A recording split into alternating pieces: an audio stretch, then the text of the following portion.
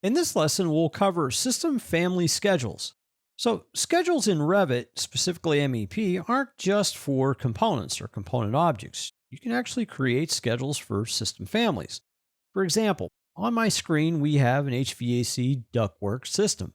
We can create a schedule for duct systems, or piping systems, or cable tray systems, or your electrical systems.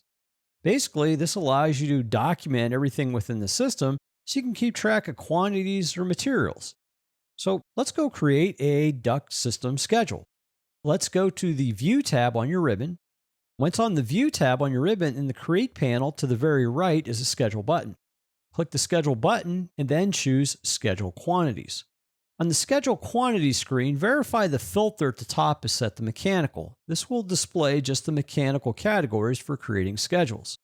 The schedule we want to choose is going to be based upon the category Duct System. So go ahead and click Duct System. It'll give the name of the schedule Duct System with the word Schedule, and then if the schedule already exists, as mine does here, it places a number 2 after it.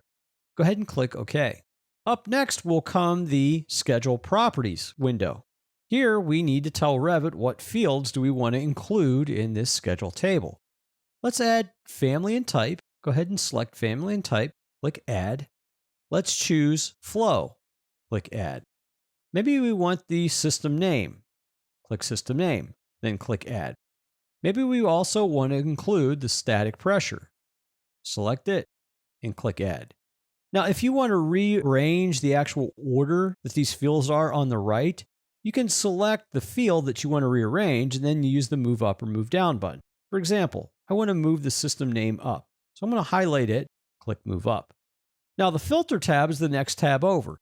This would allow me to filter out certain information, such as a system that we don't want to see. We're not going to do that, so we're just going to leave it be as is. Click on the Sorting Grouping tab.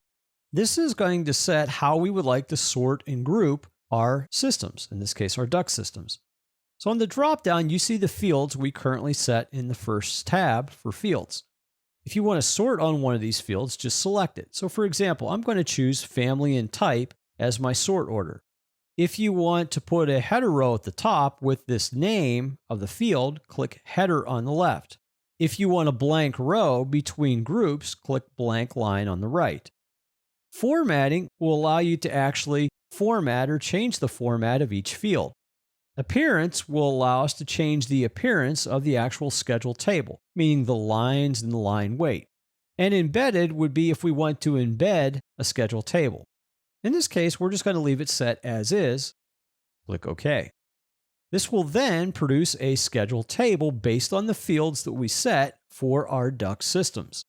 And you can rearrange or resize these columns by simply dragging, or you can use the functional controls on the ribbon to resize, delete, add, or hide your columns or rows, title and headers, or change the appearance of anything within the actual schedule table. You can also use the edit buttons on the left in the property area for fields, filter, sort group, formatting appearance in the embedded schedule. The schedule table we just created is now listed in the browser area on the lower left in the schedule quantities area.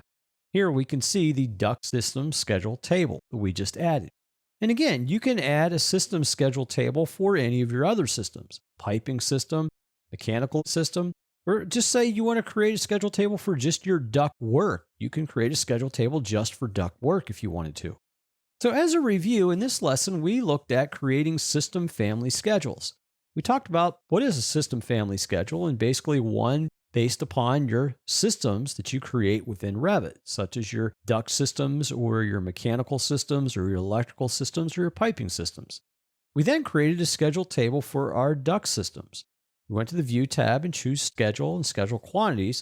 We added the fields that we want to see within our schedule, arranged them in a specific order, added a sort and a group format to the actual table.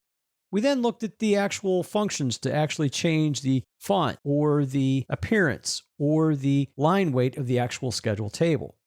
Once the schedule table was open, we viewed the ribbon and how we can make modifications to all of this from the ribbon.